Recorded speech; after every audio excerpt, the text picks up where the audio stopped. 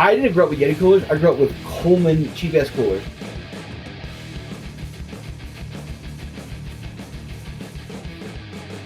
We were going to start recording like an hour ago, but we've just been hanging out because this is just life as you get older and have kids and don't just hang out as much anymore. Yeah, my wife and daughter are on vacation with my wife's family. I love my wife's family, legitimately. They're wonderful people. I just, now that we have to pay, our daughter's old enough, we have to pay for a plane ticket. She doesn't sit in our lap anymore.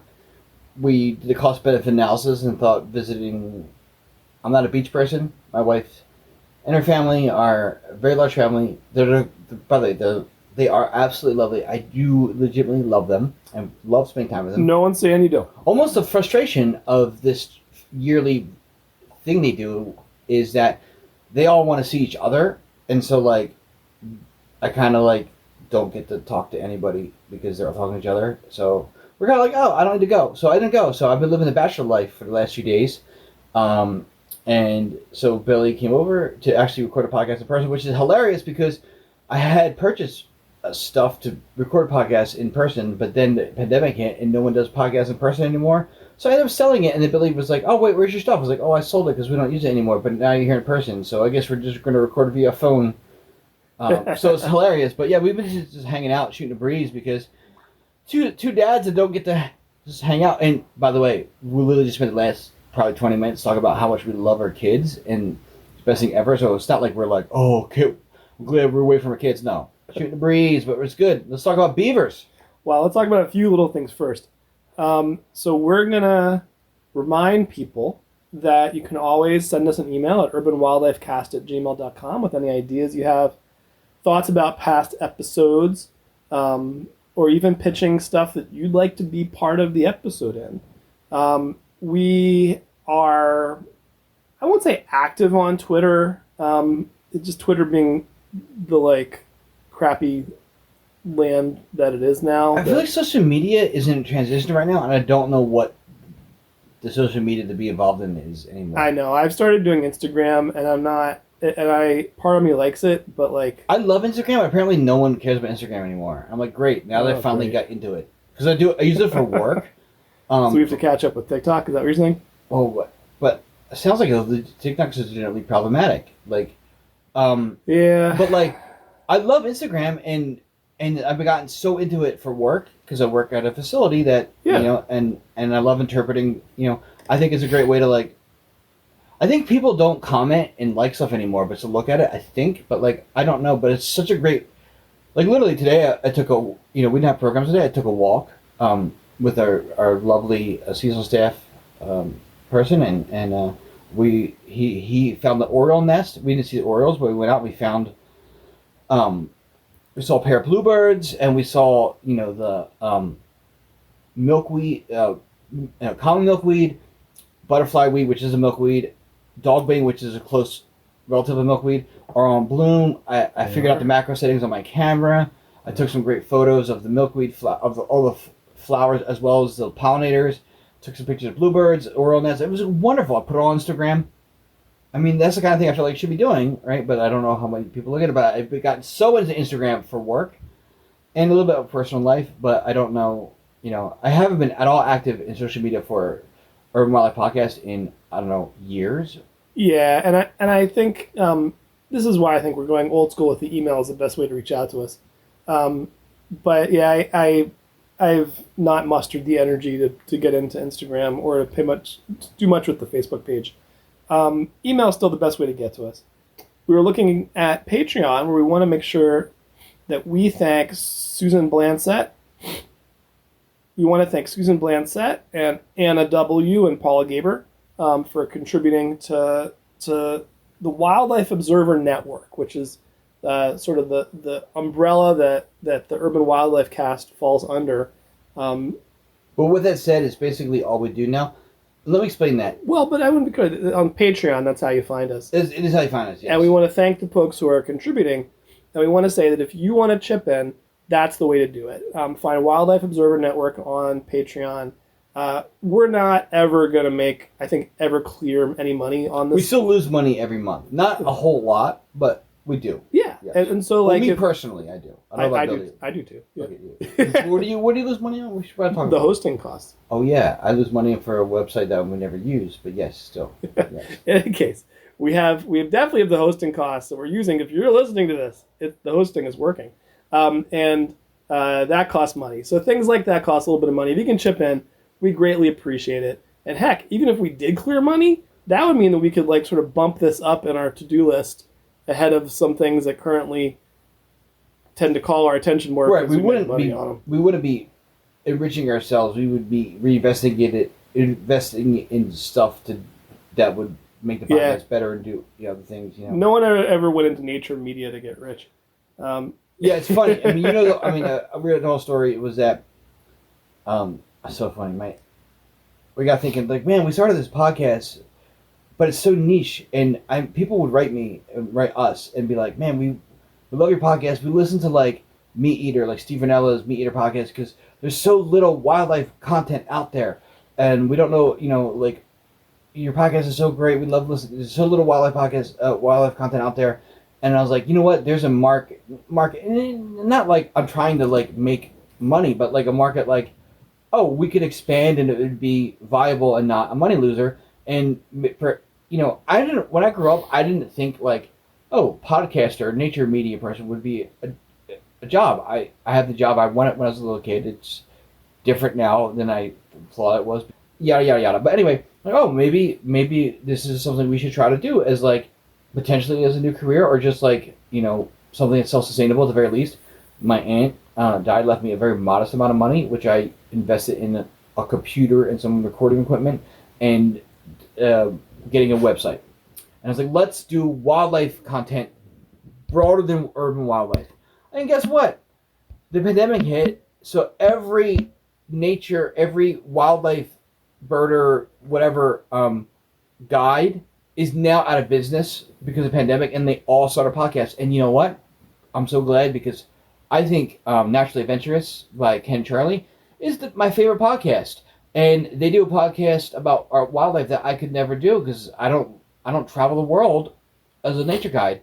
And now that they're back to work, they have much better content. So people, and also like all these other entities that couldn't, engage the public because they're closed, start a podcast. Like, all these other nonprofits and government agencies. And there's so much wildlife content out there now that it almost makes sense to like for us to double down on what we're the best at, is urban wildlife, and not be broad. So we started the Wildlife Urban Network right before everybody involved in wildlife who couldn't interface with the public started a podcast. It doesn't make sense anymore to do that, but we're doubling down on what our expertise is, and I'm happy. I'm happy that all these other people who started the podcast are doing it. It's great. I'm glad it's content out there, but we thought maybe we were going to do something bigger, and it didn't work out, and it's fine, because I'm glad that people who are doing it are doing it legitimately. I'm no sour grapes, but I think it's funny. I thought we should expand, but I think, you know what, this is our niche, and I think we should just continue doing what we do. So you brought something up that makes me want to ask you a question. How many people do you think listen to Meat Eater who aren't at all into hunting or fishing? As I've like flirted with hunting, like I've started listening to Meat Eater, but like I also, it's a podcast. People don't know it. There's this guy Steven Rinella who's written some really great books. American Buffalo is a fantastic book. So is Forager's Guide to Haute Cuisine. And he has a kid's book now too. Like, yeah, so he's very similar to your book, by the way. Yeah, he's an incredibly skilled storyteller. I sit there and listen to him tell stories or read his stuff in his books, and I sit there and like try to break down what is so good about the way he tells stories. But he's an amazing storyteller, super charismatic guy, can make things that look scary, like going out into the wilderness to like shoot an elk and then, spend 4 days in miserable weather hiking back with it in pieces. He's definitely part of the makes it all seem really achievable. Athletic hunting movement. Yeah. But he's also just in a way like, even though I definitely don't agree with all the ways that I have found that I think the hunting community views themselves as conservationists, which I'm going to try to avoid that conversation for now. It's a big one. You know, I mean, I'm a hunter. I mean, I haven't hunted in years, but I guess hunting was my introduction to nature. Yeah. I would like to. If I didn't like other stuff so much, I would hunt more. You try to hunt. You've hunted more than I have, so we're not dissing hunting. Oh no. Yeah. But with that said, I do agree with you. I definitely think, yes, hunting is probably still recreational activity that benefits conservation the most. However, the downside of hunting is that, I don't know how to explain this, but like they want to maintain populations of animals to hunt. Right. And some of those populations should probably be a lot smaller for the benefit of overall ecology. And they also have, I do feel like they have a little bit, I hate the word problematic. I feel like, problematic views. I disagree with some of their views about predators and predator control. I feel like I feel like the hunting culture is sometimes a little bit more prone to suggesting that we control the populations of predators, because I think they want to maintain populations of ungulates that they in excess so they can for their recreation. I think that's a real thing, but I could be wrong. We could have a whole podcast about this very question.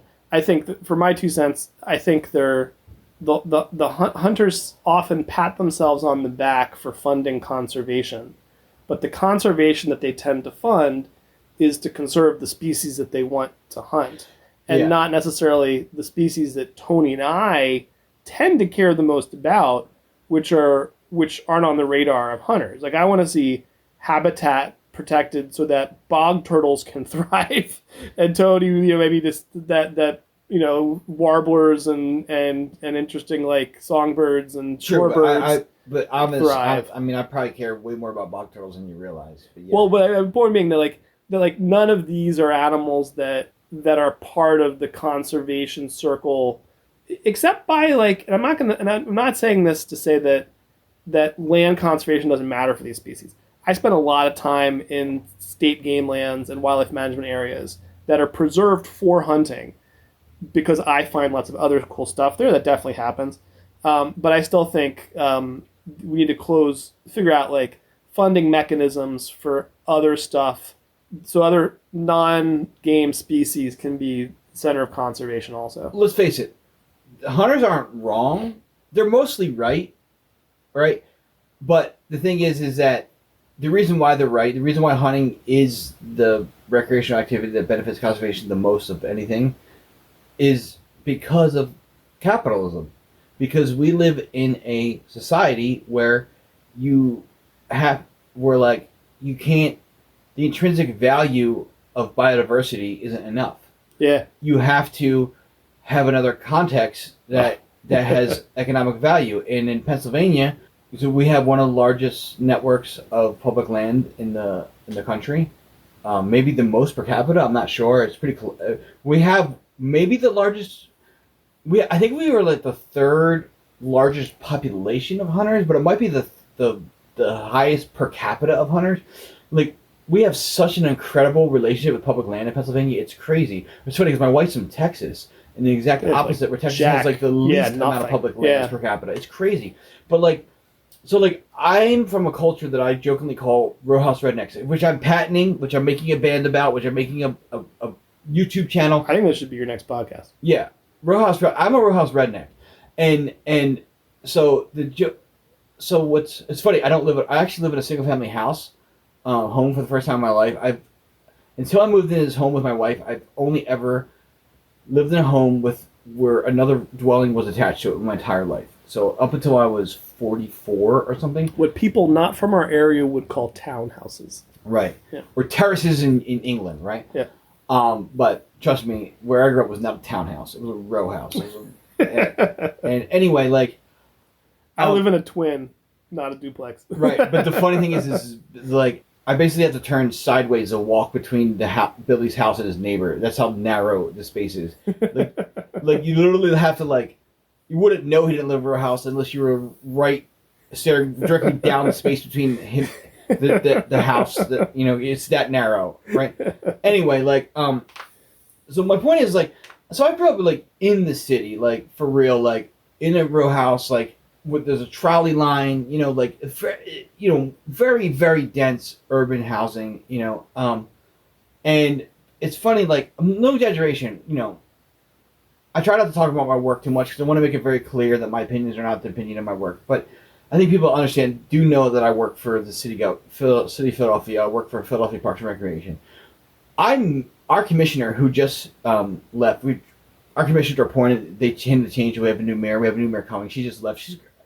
Anyway. When I first met my new commissioner almost 8 years ago, I forget when she came on. She's from my neighborhood, and she literally looked at me and was like, "How'd you get into nature being from where we're from?" Like that was her first reaction. Like knowing where we're from, how'd you get into nature? Well, your dad was really into nature. Yeah. Well, but the thing is like, even though people who live there don't even necessarily understand this, like I live in a very dense urban neighborhood, right? That's where I'm from. But what's interesting is I think because Philadelphia is in Pennsylvania, which has this incredible network. New Jersey's not too bad either, especially for like fishing, right? It's funny. We grew up in a city. We're not on the coast, right? Pennsylvania doesn't have a saltwater, right? We have a slightly brackish, maybe estuary at the very southeast corner, but we don't actually touch saltwater, right? So we're technically not on a coast. But I literally went to the coast and back the other day, just like on a whim. We're that close. You're just crossing New Jersey.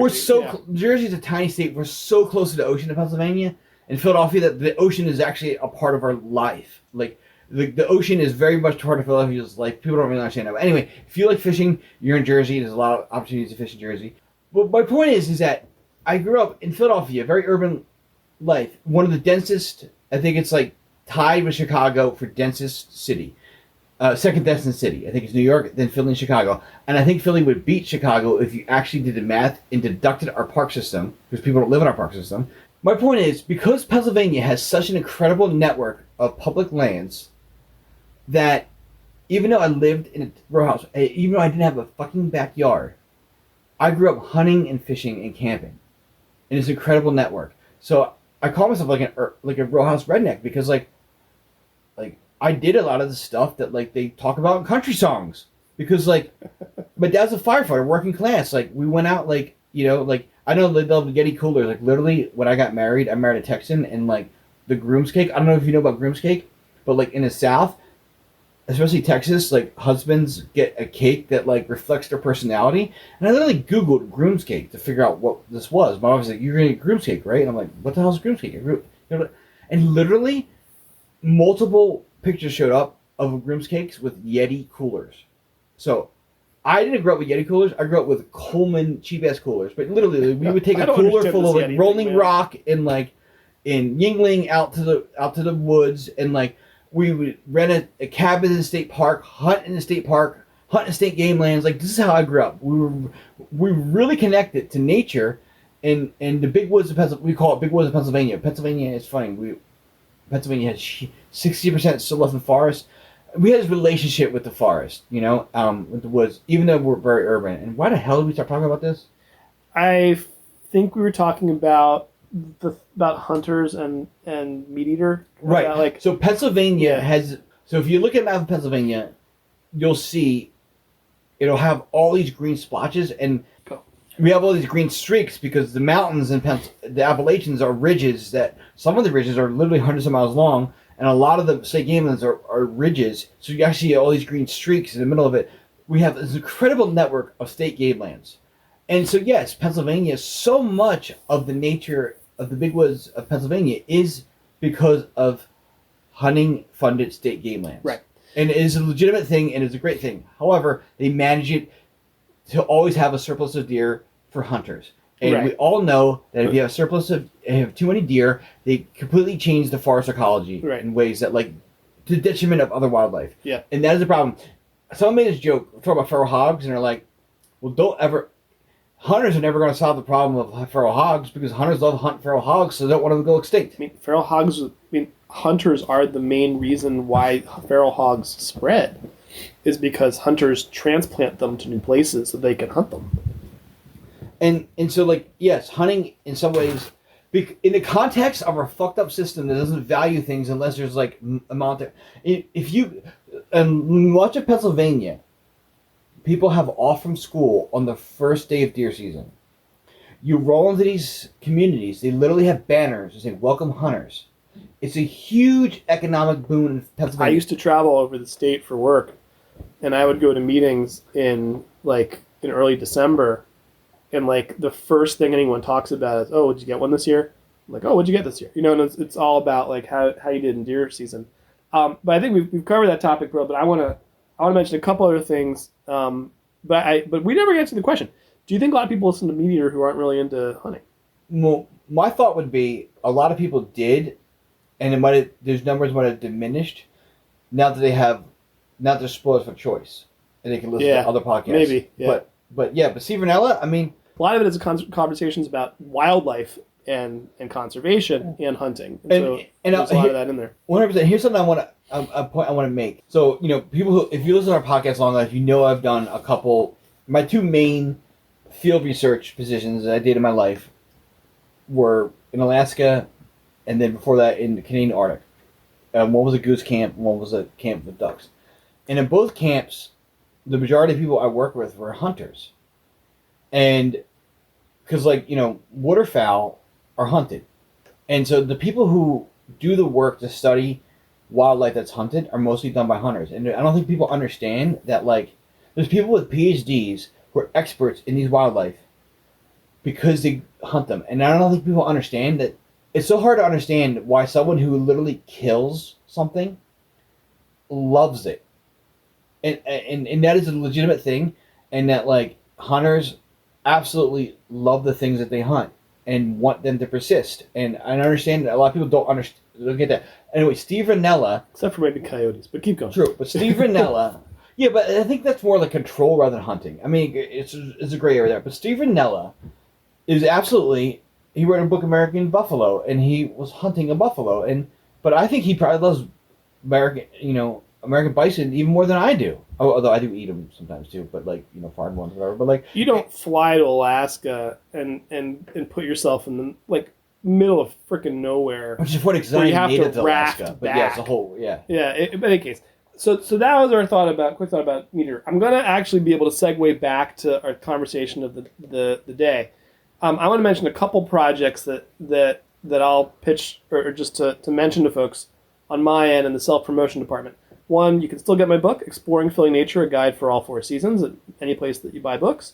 You can also get one copy for free if you subscribe at the annual subscription basis to my Substack blog, Where the Brown Snakes Roam. So check that out. If you like listening to this podcast, you might also like a weekly dose of nature writing about urban nature.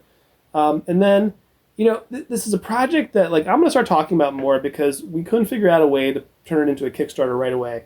But I've been talking with a local artist about putting together a Philly urban wildlife coloring book. And we're still playing around with the idea, but keep your eyes out for that as a project. Basically what happened is the PA Game Commission, again, hunting-focused agency, put out a pretty good wildlife coloring book. It is not pretty good. It is phenomenal. It is phenomenal. And I use it to this day. Exactly. Yeah. It is incredibly useful. It is the great thing to use when you want an art component to a program about pick your animal. You're doing something about groundhogs, doing something about deer, and you can pull out a coloring page that just is this extra little thing that's so helpful when you're doing these programs.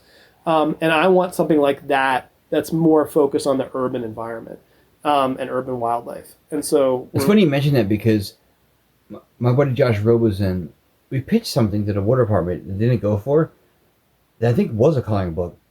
Regardless, he made a whole page of migratory fish coloring book that exists, and it's absolutely gorgeous. And of course, Atlantic sturgeon are part of it, as well as eels and striped bass. Yep. And so I'm working with a great artist, Meg Lemure, who's done some great stuff in the Philly area, and also some great anti-fracking activism, and just really swell person. And so we're putting together some demo pages that we'll be getting out on social media, and we'll keep talking about it and try to figure out a way to fund it. And I also, as folks might know, I'm the managing editor at a magazine in Philadelphia called Grid, which is an environmental magazine. We've got a parks issue coming up, which we won't get too into at the risk of ranting about our day jobs too much. But one of the things I put in there, and I don't need to get too mad at me about this, and we're going to try to skate around this so we don't get into talking about one of the few things Tony and I really disagree about. There's not a lot that Tony and I disagree about. There's a golf course in the park system that they're redeveloping as a golf course. One of the reasons they're doing it is because of chronic flooding along the creeks that run through it. And so they're hiring an engineering firm. It's a long, complicated chain of who's hiring whom.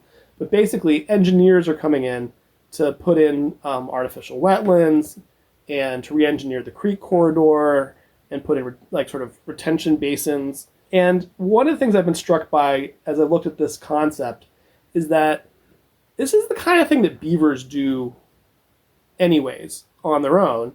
And there are beavers in that area. I found beaver sign in the golf course once, and there's definitely a lot of beavers active just downstream from the golf course. I know this is not the way the world works, so this is in a way a fanciful thought exercise, but we basically had an artist do a rendering of what if this valley were turned over to beavers? What if it were a complex of beaver ponds and wetlands and regenerating forest and all of that on the floodplain, instead of just maybe still have golf holes upland from there.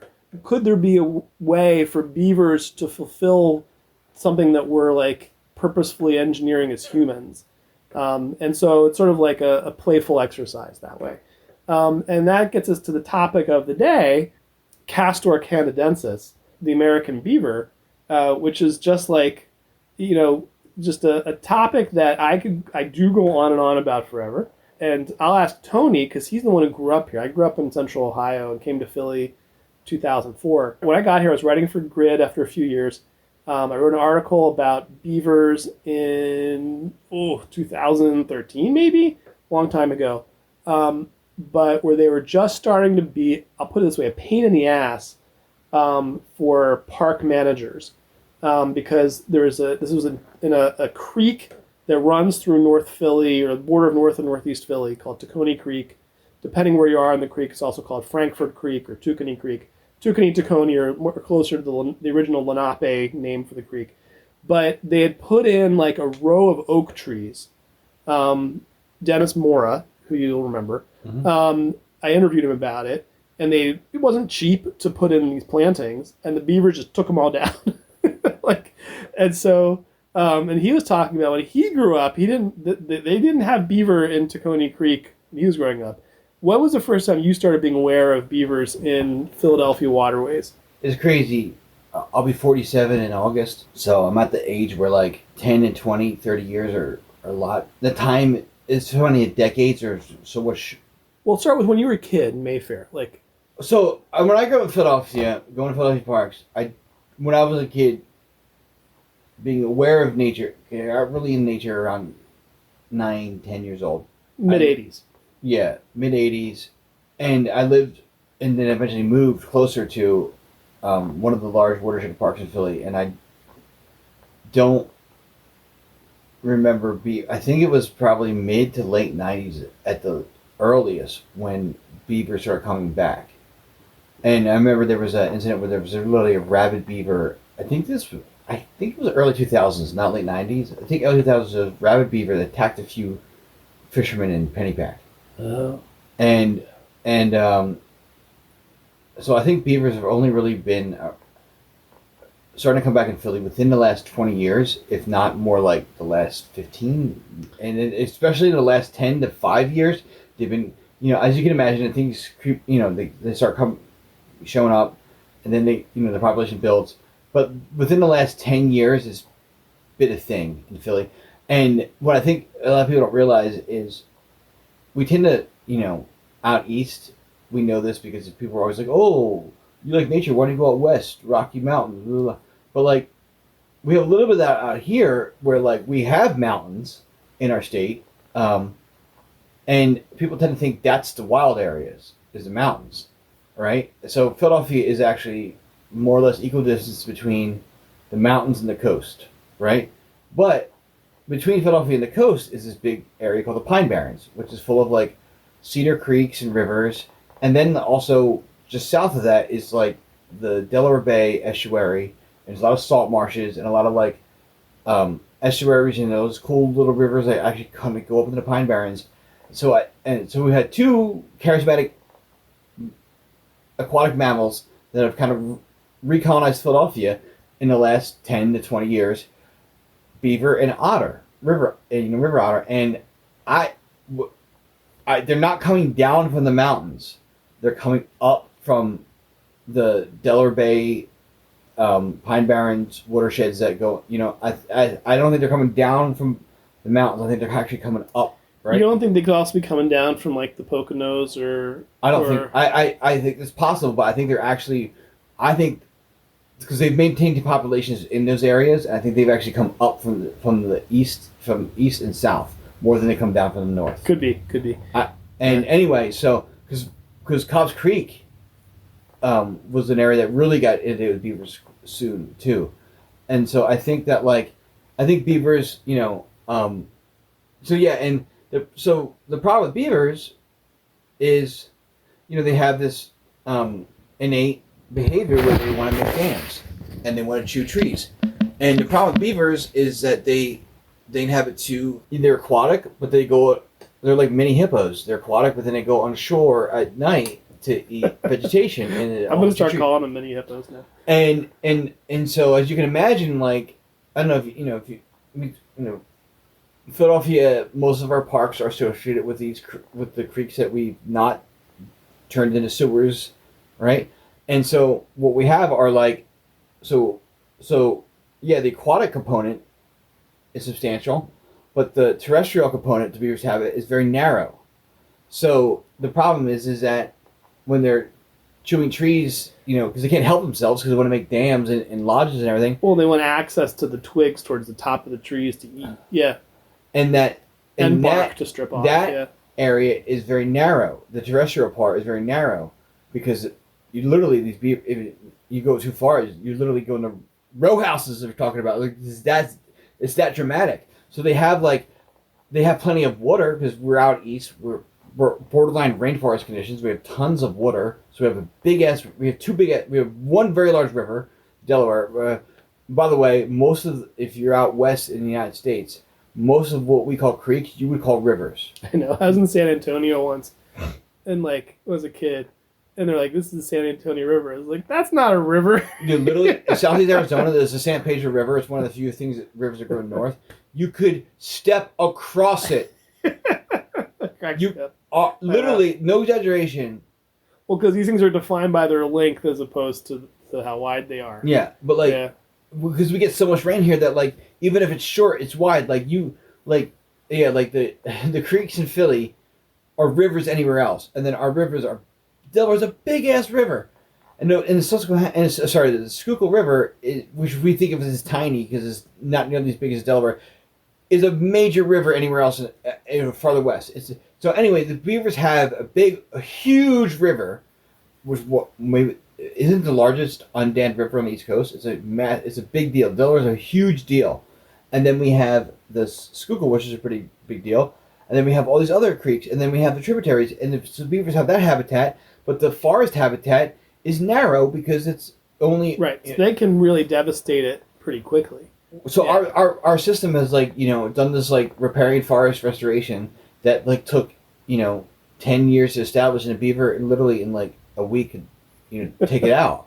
So I've seen them girdling like 4-foot diameter oak trees, and I'm like, yeah, it's a problem, and it's kind of a good problem to have because you want your wildlife to rebound, but they're challenging to live with. Yeah, because they're I mean we just talked a whole about deer. Where deer, in the absence of their predators, in the context of patches of forest in a rural, agricultural, or suburban or urban landscape, they can really, when deer really change the plant community because they favor some trees over others, and beavers, same thing. Yeah, so it's a challenge, and yeah, and we're still I don't think we've totally figured out how to deal with it. I think in some there's a place where were in along the Schuylkill River, an area called Martin Luther King Drive, and there's a series of ornamental cherry trees. Yeah, people don't think about Philadelphia for cherry trees because Washington D.C. is not very They far kind of away. cornered the market on that. Yeah, It has this, is renowned for its cherry tree blossoms. Philadelphia, we offer a very similar experience. Our cherry blossoms is very gorgeous. Awesome. Yeah. And if it wasn't for DC, it would be world renowned. Our cherry blossoms, outside of Japan. So and come to Philadelphia for the cherry blossom. right, but the problem is that they're all along a river that now have beavers in them, and they're girdling. So they've had to put cages around the cherry trees and stuff. And and I think people don't expect them in a way that they might expect other wildlife that have been around longer. Like I'll go on walks with people who know a little bit about nature, and I'll be like, "There's a stump. There's a stump. That bush has been trimmed back by beavers." I can point out the beaver sign all around us. I'm like, "There's the slide. They probably go right in the water right there," and people just don't expect it. And I think once you know what you're looking for, you'll in Philadelphia, and I think in a lot of cities in the continent, you're going to see beaver sign everywhere. And one of the most fun things, one of the things I find exciting about the beavers returning, aside from them just being cool animals, and by the way, these aren't like muskrats or gophers or like groundhogs. Like beavers can get to be like 60 pounds. They are big animals. And I have seen. If I'm not mistaken, aren't they the second largest rodent? Maybe pretty close, if not, yeah. Capybara and then beavers are pretty close. Yeah, I was literally talking to my buddy the other day about otters, and otters are bigger than you think they are too, man. Well, that's the whole point. It was that he was talking about otters, and I was like, do you realize that our river otters can be 5 feet long and weigh 40, almost 40 pounds? That's a big animal, that. It's funny. People don't realize. They think otters are 4 pounds and 3 feet long because of their tail. Otters are big, and beavers are big. Well, no, beavers are, according to, I just pulled up a Wikipedia list. Beavers are the second largest. North American beavers are the second largest extant, in other words, non-extinct, rodent right now, and it is. What's number one? Porcupine. Number one's capybara. Oh, North America. Oh, yeah. Sorry, the North American beaver on the list of world rodent worldwide. size. Yeah. This lists them as being up to 110 pounds, which I have a hard time imagining. This is usually weigh something more like we were talking about. 60 is a big beaver. But point being, these are significant animals. Yeah. And when you see one, I was once about to jump in the Delaware River upstream from Philly, and go snorkel for turtles. And I was just sort of scouting out along the bank. And I had this moment, which I've gotten used to now, but 10 years ago, I was like, what is that? That's a beaver.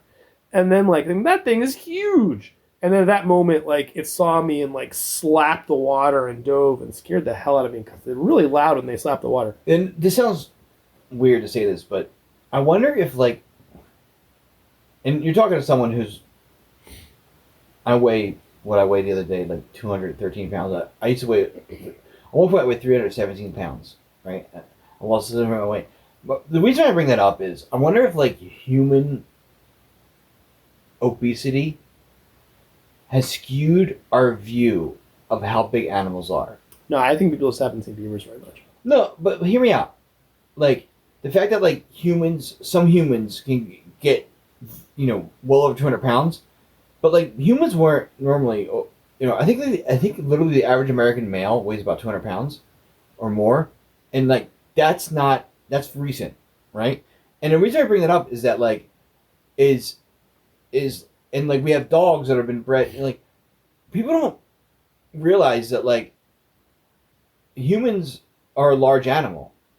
There's not much animals bigger than us except for a few megafauna, and yes, they can get really, really big, but I feel we don't we don't like we don't. If humans your reference point, you've kind of got a skewed sense of how That's big why mammals exactly are. we're Yeah. skewed, and like we don't realize that like we don't think of like there's a lot of things out there that are a lot bigger than you realize, and like because most things are a lot smaller. Most things are like under a pound. You know what I mean? Like and so like you know a you know even if beavers didn't get 60 pounds, I mean that's like a big. I mean I know a huge example. You know like extreme outliers could be 110 pounds, but like a 30 or 40 pound animal is a pretty big It's animal. a medium-sized dog. Yeah, it's a big animal. And 60 pounds is a big dog. And also, wild animals are a lot stronger and more capable, pound for pound, than domesticated animals or humans at the equivalent weight. Oh, yeah. Humans, Yeah. for sure. Like, yeah, the average male, American male, weighs more than a wolf. A wolf would annihilate you, you know? Yeah, no, if you were trying to arm wrestle a gorilla of your same size, you'd get your ass kicked. You get your arm ripped off. Yeah, no, I was reading something, there's a study about this years ago about how, I think on average we are about pound for pound, like a pound of muscle per pound of muscle, we are about half as strong as most other mammals. Yeah. And there's ideas about how it has to do with how our physiology is devoted much more to our brains than to our muscles compared to taking just our nearest relatives like primates. But yeah, it's. I don't know if I can win a fight against a 60-pound otter. You know what Like if you tried to wrestle one. Yeah. That's an interesting question. How would you ever be in the circumstance of wrestling with an otter? But no, you're 100% right. But I want to dive into what for me is a hopeful dimension of this, which is that beavers have been missing from Philadelphia, or what was previously Philadelphia, for about 350 years, which like will take us back in time. Now we'll say, okay, when we think of the colonization of North America, we usually start, for understandable reasons, maybe you start with the Spanish and in Mexico and in Florida, but most of us with our United States centric perspective, where we start with like the Puritans in Massachusetts and the planters in Virginia, right? But like pretty soon after that, you had a lot of other, besides England, other countries. You had the Dutch, you had the Swedes, the French coming in to trade in North America, and in the Delaware Valley, we had the Dutch and the Swedes being the major players at first to trade with the Lenape, and whether you were in French Canada or here, the thing that the Europeans were coming to trade for the most part, was beaver pelts. Beaver pelts. And so it's we have a beaver pelt at work. It is luxurious. It's luxurious, but like I understand this. Initially, it was the pelts, I guess, but pretty soon it was that you could make felt out of the undercoat of beaver pelts, and that felt is particularly good at for hats and stuff like that. Which seems like such a niche thing. It doesn't seem like that big a deal. Like, why would you wipe out the continent's species for hats? But that's basically what happened. Is that right away, like you have, I'm trying to track this down, but I'm sure I read it somewhere, a letter or an account by Governor Prince, who was an early Swedish governor of the colony of New Sweden. PRNZ, not like PRNCE. Good point.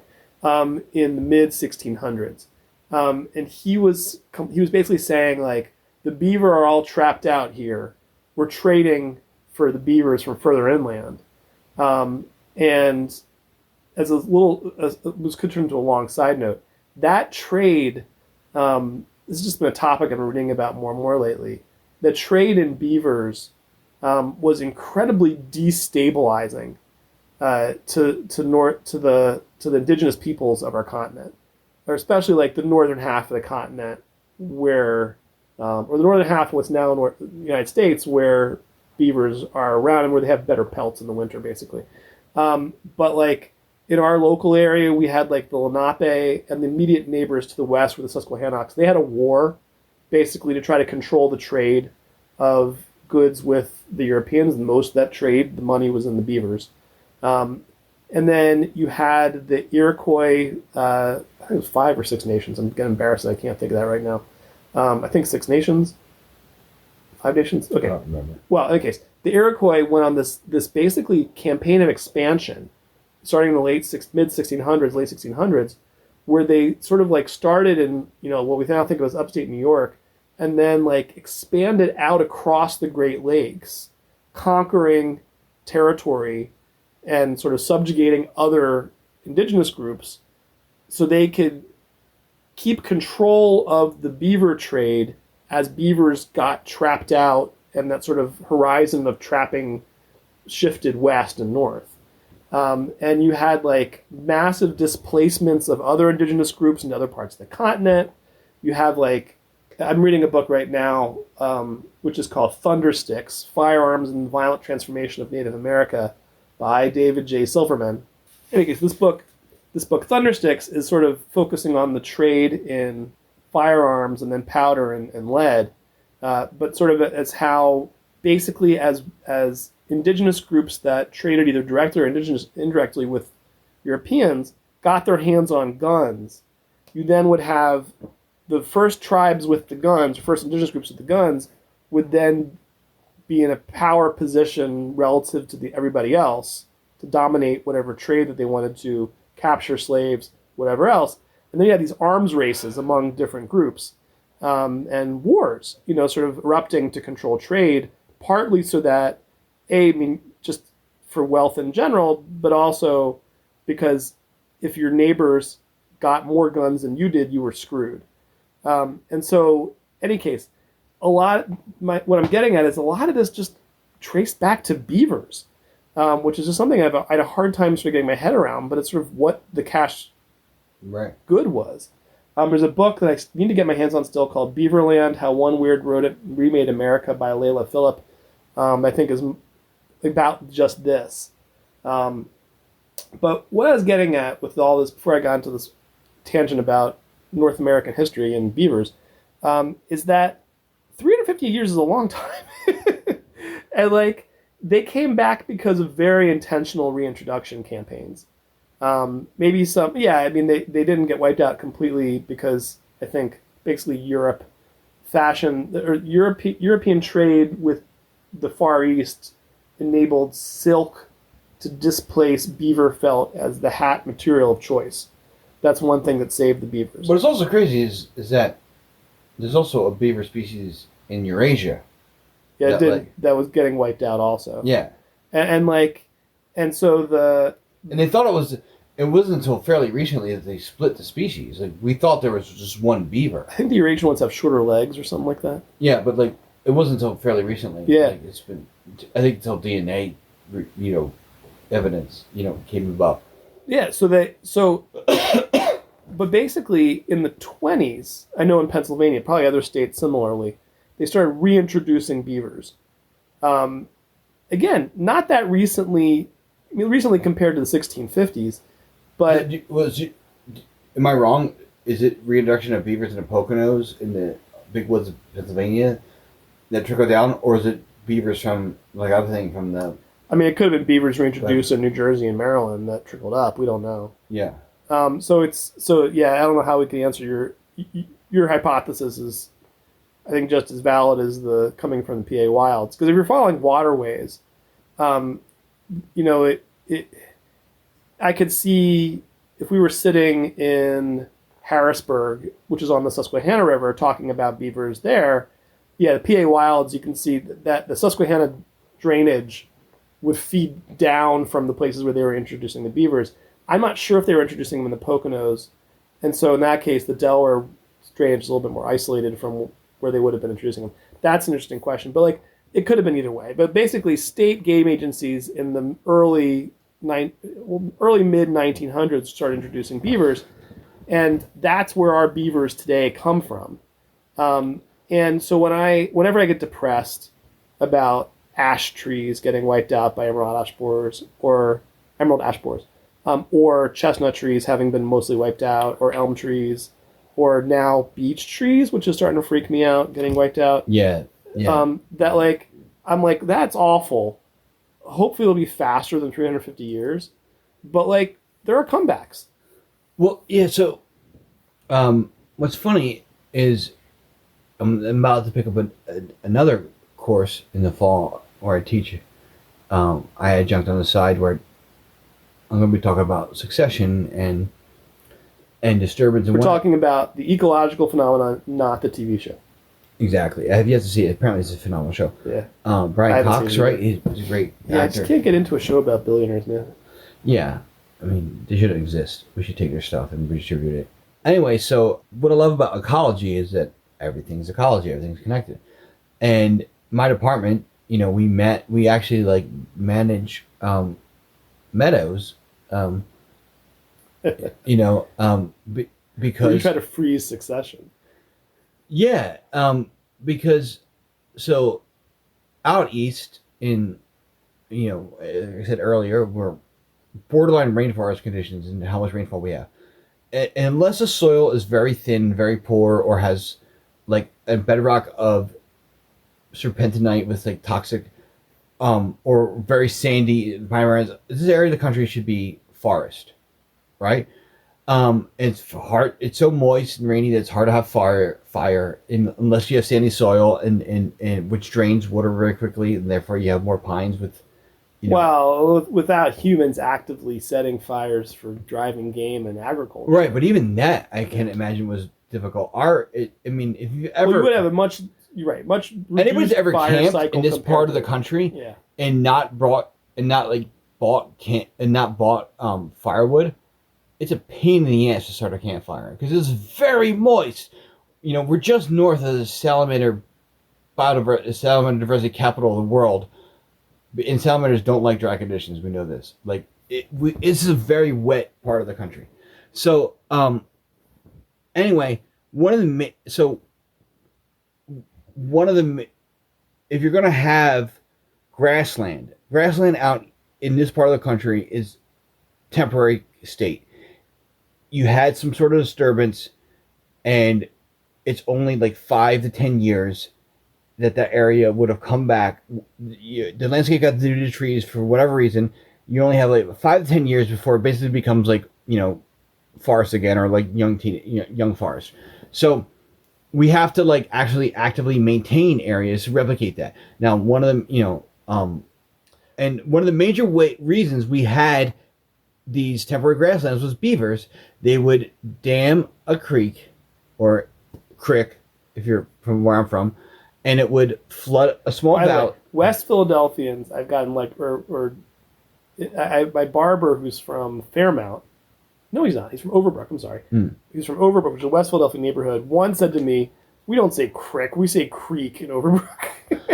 It's funny. It's again the rowhouse redneck thing. Like where I'm from, Northeast Philly, Kensington, says crick, which is, and a lot of rural Pennsylvania says crick too. So again, that connection. Anyway, so my father says crick. I say crick by default, I think. Unless I think about it as a creek. When I'm talking to someone who's not from Philadelphia. My mother-in-law was from Thorpe, and the Bogonos says crick. Yeah.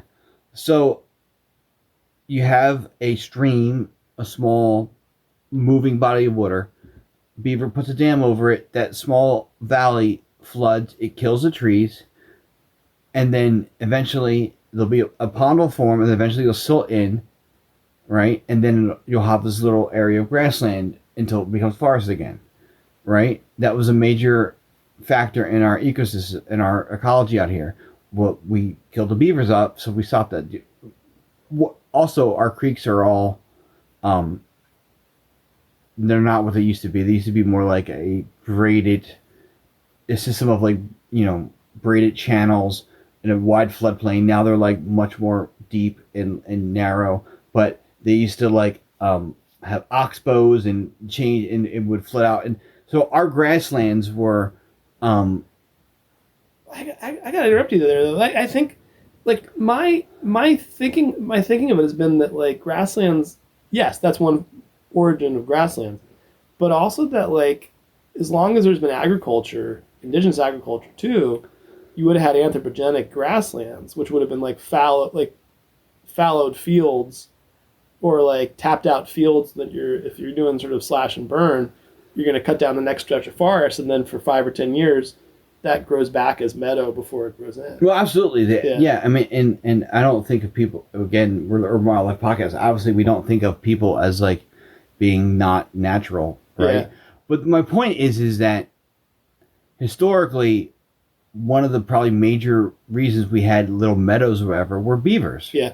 Obviously, people, the First Nations in their agriculture were probably increased. So these temporary grasslands, it's funny because like people talk about like the decline in grassland birds like it's a problem, and like I'm a birder. Yeah, I love my favorite birding spot, which is debated my existence, is actually just like a half a mile outside city limits of Philadelphia, is Dixon Meadow. It's just like a spot I can bike to, and because the default conditions of our area should be forest, right? So I love forest birds, don't get me wrong, but like birders like unusual things. So the closest, or a little bit of variety. So there's a spot where I can see some grassland stuff, and so I like going there because you never know what's going to show up there. Yada yada yada. But anyway, grasslands are like a big deal out here because they're not the normal conditions, and until people modified the landscape with farming, and then it would fallow. Beavers were one of the major ways we had these little meadows out here, and it's funny that like my department, while we're plagued by beavers, eating up our river birch and sweet gum plantings, is like try to regenerate, repairing forest, or our ornamental cherry trees. We're also literally put brush hogs every year through these areas to kind of like perpetuate a like 5-year state of succession. And one of the things is basically trying to replicate what beavers used to do. Yeah. And I think there just another little thought on meadows, at risk of too much tangents, which is that when you read, like I have, and some of our friends do, maybe you have too, when you read like the earliest naturalist accounts, like, which will be European naturalist accounts of the Philly area, you're reading like the Bartrams, you're reading what's the doctor, Barton, Benjamin Barton, I think, and you're maybe Peter Kalm. You're reading the earliest accounts. They talk about basically there's a ton of grassland birds, like what we call bobolinks. What they call them, rice birds. Yeah. Rice birds were really common, and like it took me a minute to sort of stop and think that like, oh, prior to the automobile, we had to feed horses hay, mm-hmm. which meant that we had meadows all over the place growing hay. And so it's sort of a technological shift sort of like resulted in a certain kind of landscape shift where you didn't need tons of meadows right next to the city anymore, or just on the outskirts of the city. And so right there you lost habitat for a whole suite of animals and probably plants too. However, were they ever that before people came here? Before people modified the landscape, be it First Nations or Europeans, how much Dixisal, bobolink, meadowlark did we actually have out here? I gotta think that we had not out. How far did bison reach? I mean, I know like Western PA. No, I'm not sure exactly, but remember, there's also woodland bison. So I do think we had bison out here, but yeah. No, it's a very difficult thing to answer. In any case, but Tony's making a point, which I'll expand on a little bit, which is that in outside of a city especially, but really outside of like, and this we could blame sort of, I think, European land ownership structures, like we used to have much more the planet has always had much more dynamic landscapes than we tend to have today, especially in a city, where like we're just talking about bog turtles. Bog turtles are this adorable little turtle that's near extinct, I think, sliding towards extinction. Absolutely, there's no way it can't be. It basically. Same with box turtle, unfortunately. Well, that's a whole other time. But bog turtles basically rely on on in our area, they rely on sort of marshes that are kind of temporary, that are part of big systems of beaver produced landscapes in different stages of succession. But that meadow might grow in with red maple and not, or a wet meadow might grow in with red maple and become a forest.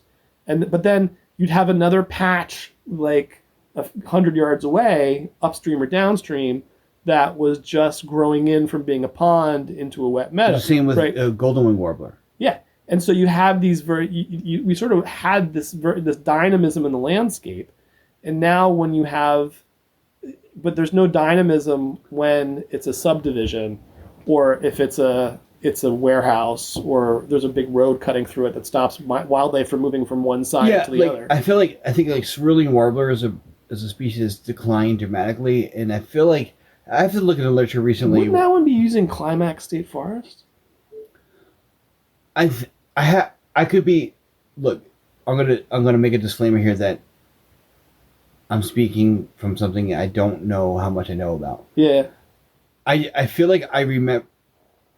For what I can think of, it was cerulean warbler. Is people were like, "Why is this species declining so rapidly?" And I think what people said. One of the things I heard was that, they like nest much. They nest like they forage or nest lower, but the males sing high, and that like because you associate them with big white oak trees, right? And forests with a lot of big white oak trees. I'm not sure about that, but what I remember about, I have to what I remember with cerulean warbler was the thought was that they forage, they nest, and they sing at different levels in a forest, and that like, and with like openings or whatever, and that the idea was that it's hard to understand why they're so they're declining, but the thought was back in the day when you had, there was this trope, I don't know, that like a squirrel could go from the Atlantic to the Mississippi and not touch the ground because the eastern forest is that big.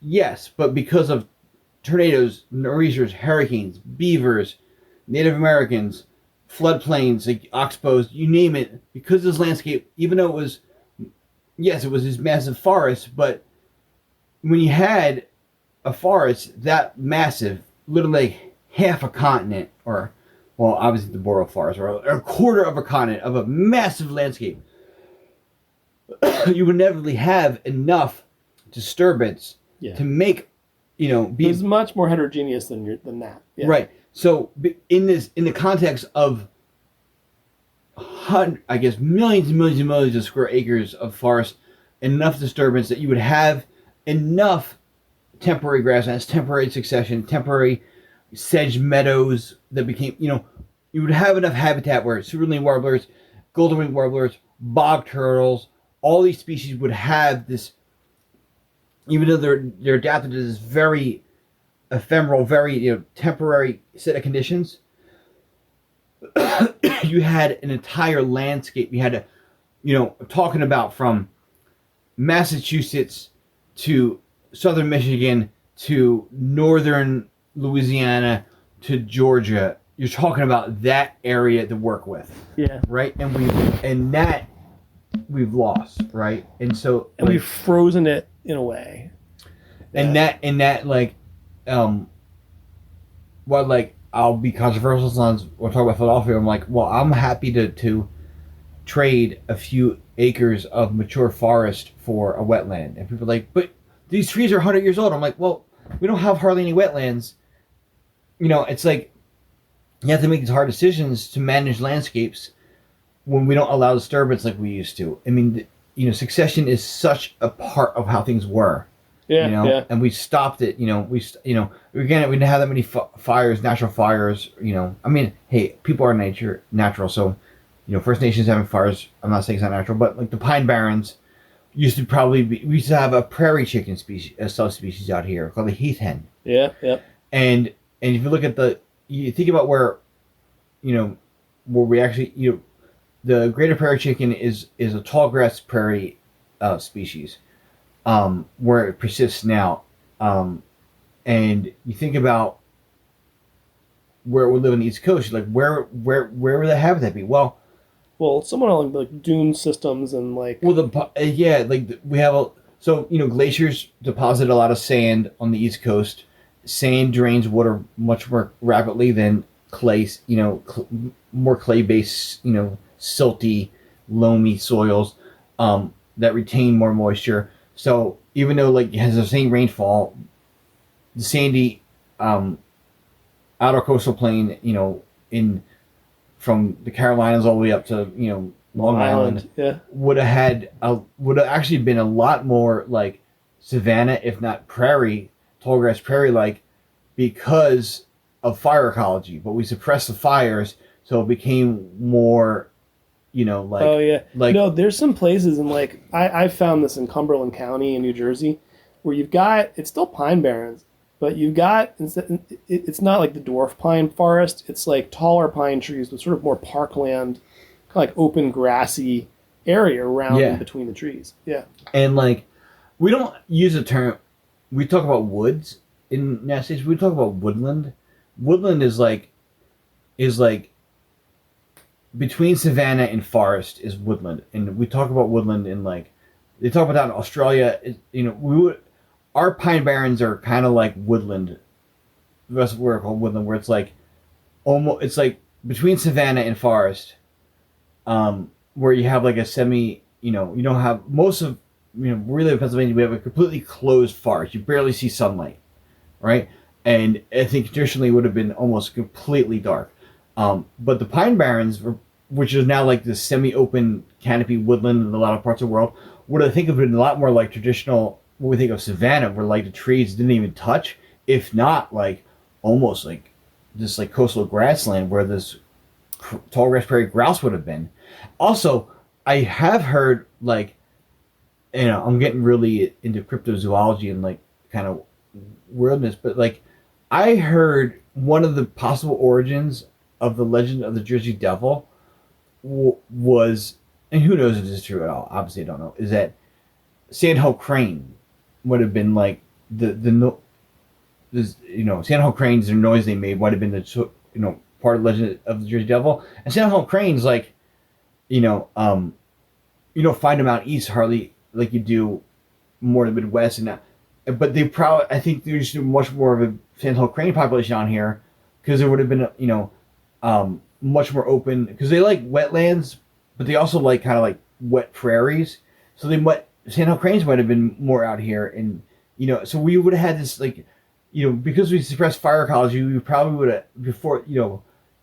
Now we think of the pine barrens, and they look drastically different than the forests of Pennsylvania that are much cathedral like, very dense, but originally it would have been a lot more open. I want to mention a book. I was just looking this up, called I read this one, 16th Century North America, The Land and People as Seen by Europeans, by Carl Sauer, Sauer, where he was going to like the earliest accounts, because the one of the awful things that happened with colonization was the epidemics that wiped out lots of people, so that the initial Europeans who first made contact saw a much more populated eastern area like we live in now than, let's say, the next waves of colonizers. So that his kind of taking those observations, like from not about sure off the top of my head, the very earliest European explorers in eastern North America, was of woods that were much more open, much more cultivation happening, much more densely populated so it wasn't really wilderness.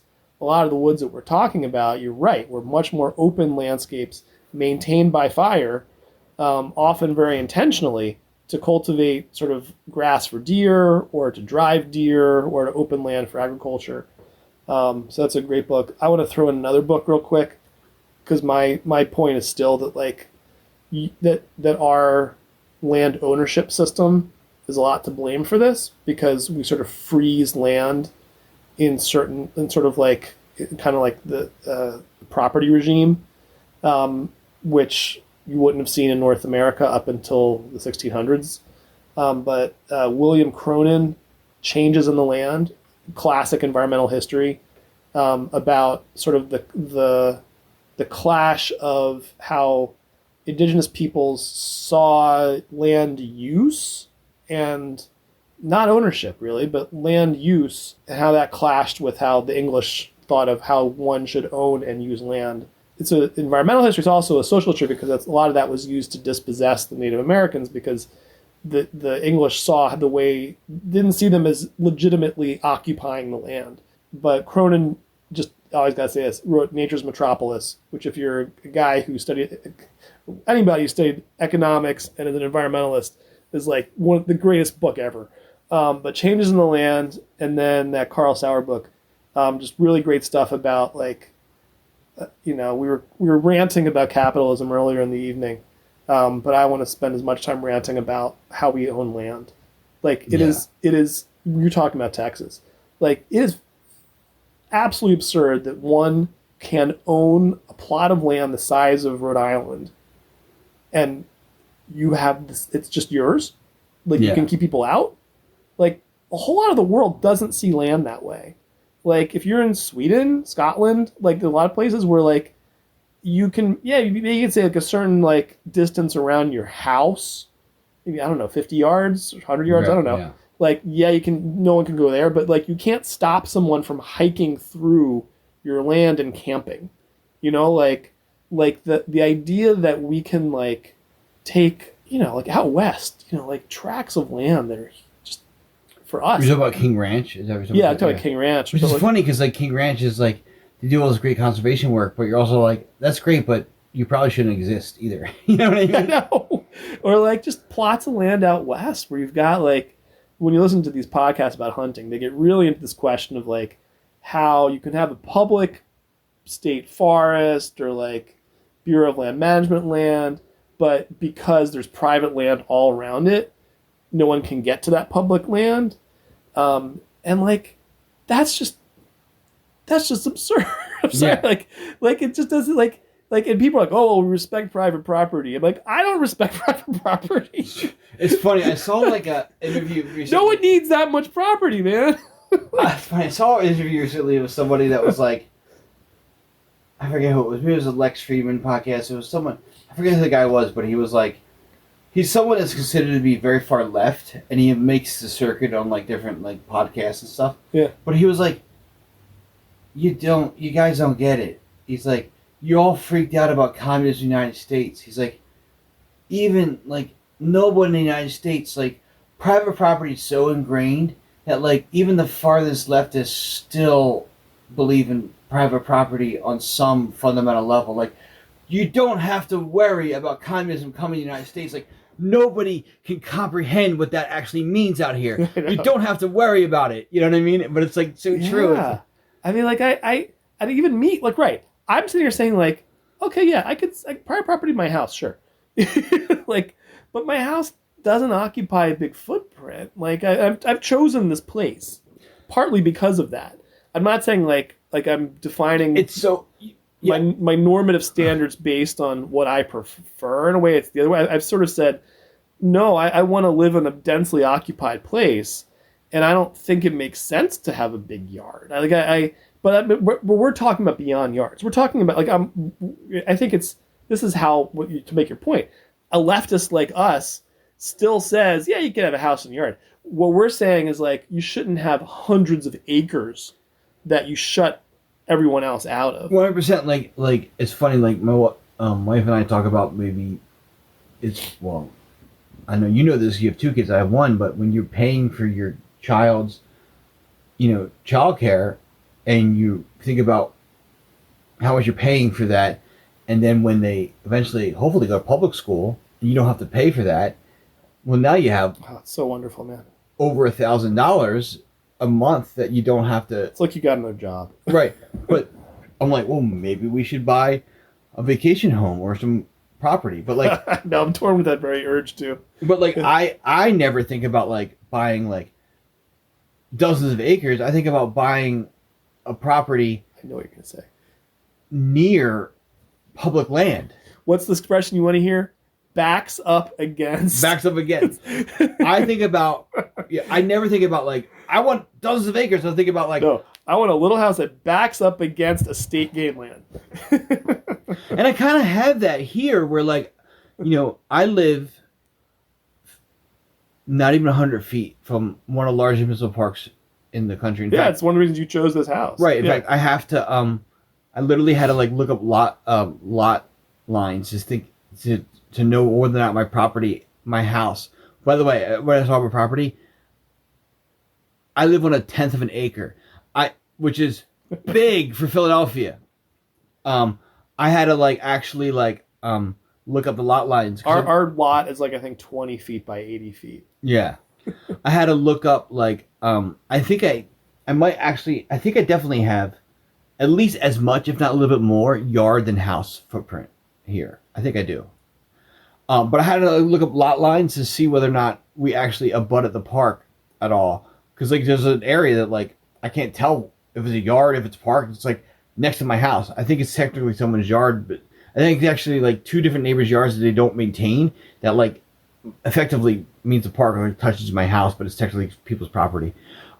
Regardless, but to me, I'm I want to be able to walk from my house to a large area of natural space, but I don't necessarily want my own property to be a large area in natural vegetation that exclude other people from enjoying.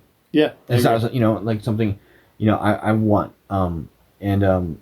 Even in Philadelphia, we're in a good position to be able to own houses.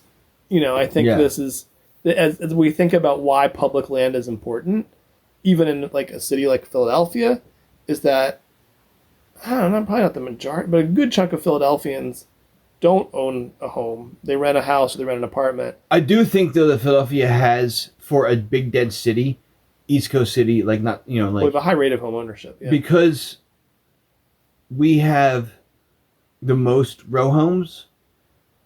We have the most people living in attached homes, while other cities of similar density to us, more people live in apartments.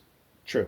So Philly's the capital of the house party, by the way. So I think that I guess what I'm getting at is that there's sort of a perverse American fantasy that the way to get access to land is to get rich enough so you can buy it, not to ensure that we have great public lands for everybody to access. And it's funny. I think you remember me talking about this before I married somebody. And to be completely honest, because of my wife, I have tripled our income, but not just doubling or 1.5. My wife makes twice what I do. I make pretty decent money. Don't get me wrong, I'm a civil servant, but whatever. I have more options because of my wife's salary, and then some. Right? When I thought about my life as a single person with a civil servant salary, for most people out there, school teacher salary, which in our area is a decent salary. A lot of places in the country, that's not a good salary. In Philadelphia, it's a pretty good salary, civil servant salary. Anyway, I imagine my dream was to buy a house, a row home, that backed up to railroad tracks, because they're default green space, right? You know what I mean? Wildlife corridor. Yeah, that's what my thought was. And there's also this block of houses in Philly that block of row houses that are close to where the big park I work in and I live next to meets the river.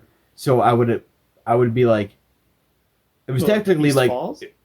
it was technically the northernmost part of East Falls, where you cross the creek, in the Roxborough / Manayunk. But anyway, it would be it wasn't. I wouldn't technically have had the park behind me. It would have actually been a no man's land to septic tracks. But the park entrance is right there. It is. And then right nearby was a river. So I was I would have this no man's land, woods behind my house, where literally if I didn't have a deck, I could build a deck looking at trees behind my house, on a hill, and then had the park entrance and then go to the river I wanted to. I was this is a dream. I mean, granted, But who's living that dream? Well, I live in a much better dream than that. I know, but the dream you described is where our friend Robin Irisari lives. We have a buddy who's been on the podcast a bunch, Robin, who ended up buying a house just outside Philadelphia, but a row house that backs up to train tracks. Well, like we like to right remind near people, a park. like we like to remind people, Philadelphia is so skewed because we're so dense that like no one would understand that Robin doesn't live in a city because he technically lives out. Philadelphia, we're like the most specific about city limits of anywhere else in the world. We're like Robin lives in suburbs. No one would think Robin lives in the suburbs if they saw Robin's house anywhere else in the country. Yeah, like but. It was like a couple blocks outside the boundary of the city. Yeah. But like the in any case, what we're getting at, which I'm trying to make this general for urbanite naturalists, is just that like if you're living in density, you know what we're talking about. Like you want to be close. For us to be closer to nature is to be next to the railroad tracks, or to be like near a nice city park. Well, and I think it's and this is part of why I find like this idea of private ownership of wide swaths of land so offensive.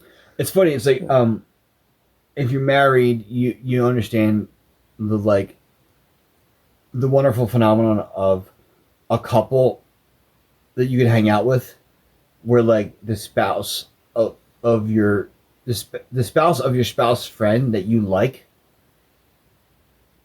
You know what I'm talking about? Like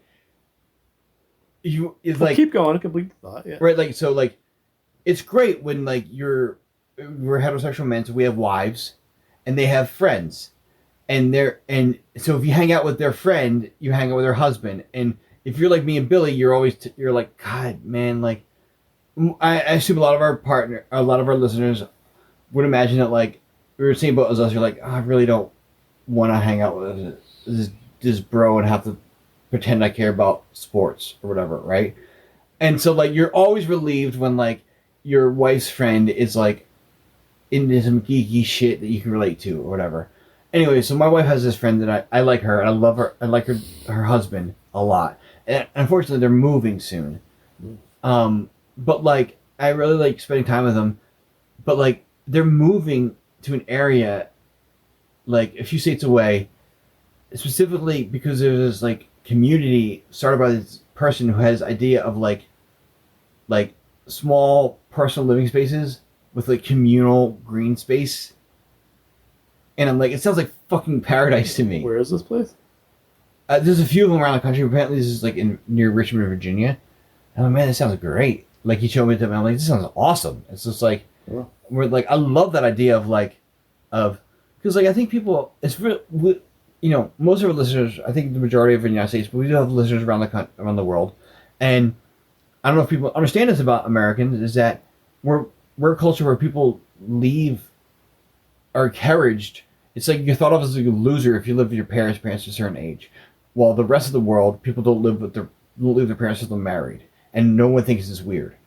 And so I think Americans are a really lonely culture, right? Because of that. Right. Yeah. And like I wish my parents lived really close. I like having my own space, but I kind of wish my parents were like right next to me because I love my parents. I wish I spent more time with my parents. Even though I see my parents once a week probably. I like to see them every day, even not the whole day, but I like to have the option to just walk over and see them. Anyway, my point is that I think we're a lonely culture. I think it negatively impacts American culture how lonely we are because we leave our parents too soon. We want to have our own space too soon. And so I love these ideas of communal living, be it like a building you all live in together, and like you might have like your own room or your own apartment, or maybe you even have like your own kitchen and everything, but you have communal space, or maybe you don't have your own kitchen. I love like communal ideas, but also communal green space.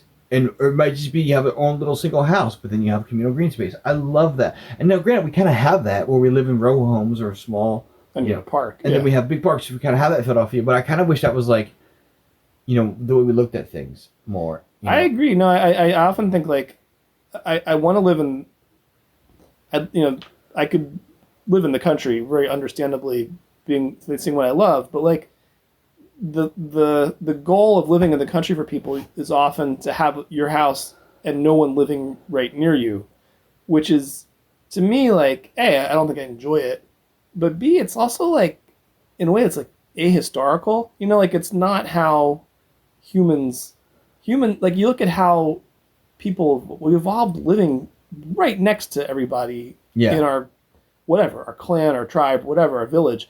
And then maybe you did have like your fields, your whatever beyond that.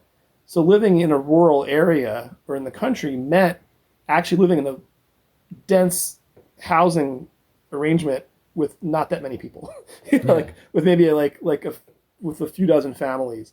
Well, that's the thing. I love that. Like, so people were always around. Kids are always around. I mean, I kind of love but that. You like, still had green space beyond. I feel like I kind of maybe should have found our own village somewhere. I kind of every once in a while I think about like maybe I need to live in Wales. Because like the idea of like I love the idea of like the pub you go in and you know everybody, and like you still have like a. But you want the rolling green hills and everything, yeah. Yeah, I think that to me is like ideal, you know. I get it. All right, man. It's late. We've wandered far in this conversation, but we haven't, because this is what like we're Urban Wildlife Podcast. We're talking about beavers. We're talking about like it's all related, you know, like yeah. You know, we're talking about like our respect for Steve Rinella, you know, and hunting and the issues with hunting, the respect hunting, but it's not perfect. We talk about like beavers in the urban landscape. We also talk about like, you know, housing and how it's all related. Oh yeah. And I think that to come back to something that's so essential for me is like this question of like how our just how our private ownership structures and sort of just the economy that we live in now, like, doesn't permit the kind of dynamic landscape that I want us to think of as normal again. And like to try, like we shouldn't, the question shouldn't be like, how do we preserve this one patch of bog so that the bog turtles don't leave it? The question is like, how do you have like a larger landscape where it's okay if that bog grows in because beavers will be creating another bog just up the creek. Is it definitely is it like accepted that bog turtles probably evolved because of beavers specifically? I don't know about that. I think if we go back 15,000 years, we would have had a whole suite of megafauna that would have been capable of creating disturbances, you know, in ways that would have been in addition to whatever beavers did. Like like mastodons and mammoths, like African elephants will turn woodlands into savanna, into grasslands. Yeah, I talk about that. They'll create watering holes through their work. So I mean, I don't see why I wouldn't have expected mastodons and mammoths to do anything different. And so I imagine you would have had powerful force of disturbance there. And so it's sort of like, I'm sure there's people who study this, and by all means send us an email at urbanwildlifecast@gmail.com if you want to talk about this. But like I imagine that like kind of pre-Pleistocene, like disturbance regime. I don't know how we would know what that was, but I imagine we would have plenty of forces for disturbance without humans. See totally like knowing what like, because like we think of watering holes as like water, but like a lot of watering holes are like mud. Yeah, I mean, you can totally see like a bunch of mastodons knocking down a bunch of red maples, you know, and to get to the foliage, and like, voila, there you have a meadow. Did they knock down the red maples, or did they knock down other trees and the red maples came in? Whatever they knocked down. I'm just saying, I'm just saying how deep does it go? But what's funny is, you know, we talk about, I don't think this is true. We should talk to Alvaro about this. Alvaro, you know, our friend, he's been on one of our podcasts before. He wrote the Birds of Chile, wrote the New World Blackbirds. Alvaro Ventures. Anyway, he is one of the world's experts on New World Blackbirds. But the thing you hear about brown-headed cowbirds was that so the cuckoos in North America, at least in North America, United States, I was trying to think if there's any any like breeding. I'm trying to think of parasitic breeding cuckoos in the Americas at all. But anyway, no, those ones with the weird beaks, the anis. I think those can be kleptoparasitic. I thought they had communal nests. Because you remember I introduced mom jokes to Brazil? But I thought I've read something about them being ANIS. Yeah, anis. Well, anyway, the cuckoos in north of Central America and North America aren't brood parasites, right? But brown-headed cowbirds are. right? Yeah. And what people would say was, well, brown-headed cowbirds developed that behavior to follow bison, right? Right, but you pointed out that There's a whole bunch of species of neotropical cowbirds that also are root parasites that do not have bison, so that can't be true. well, they could have had other species of Migratory megafauna. yeah. I don't know about that, but maybe. So I don't think that's true. But also Anis, I just looked this up. There was a study a few years ago about how they normally nest communally. They can also become social parasites, and they can go back and forth. And the study was looking at how they would go back and forth between the different breeding arrangements. So it'd be interesting to think about, like, if there was an animal that evolved around like megafauna, maybe bison or whatever, that was a bog turtle and not the cowbird. You know what I'm saying? Yeah. But by the way, I introduced Mom Jokes to Brazil was because, like, I was doing my internship in Brazil. They didn't know I was, like, an expert birder and knew a whole lot about neotropical birds yet, right? So they're, as they should, they're showing me around their campus, and they assume I don't know anything about their birds, right? And they show me, an Ani, and they're like, this cuckoo has a very interesting breeding behavior where one female will mate with multiple males. And I went, just like your mom! And then the guy's like, why are you talking about my mother? And I'm like, you don't know about mom jokes? And I was like, oh my God, I just ruined my relationship. And then, like, literally, like, by the end of that month, they were like making mom jokes. And I'm not even joking, like, my friends Skyped me. It is like, the skate was brand new. Like, this is like 15 years ago. My friend Skyped me, and I was talking to him, but the people I was saying with didn't know I was talking to my friend. And so he walks from, like, his room to the bathroom, not realizing I'm talking to my friend, and he's in the shower, and he starts yelling Tony-isms out loud while in the shower, like, and my friend is like, what have you done to Brazil? He's hearing this Brazilian, like, imitate all my isms, like, mom jokes and, like, every day and all my sayings. Like, he's like, what have you done to Brazil? I don't know if mom jokes have become a thing in Brazil, but I think I brought mom jokes to Brazil because of Anis and their communal breeding. Not exactly related, but thinking about religion and ecology, I thought about creationism, and I'm like, if you actually believe in creationism, then why don't you feel that every species is a religious artifact that needs to be preserved?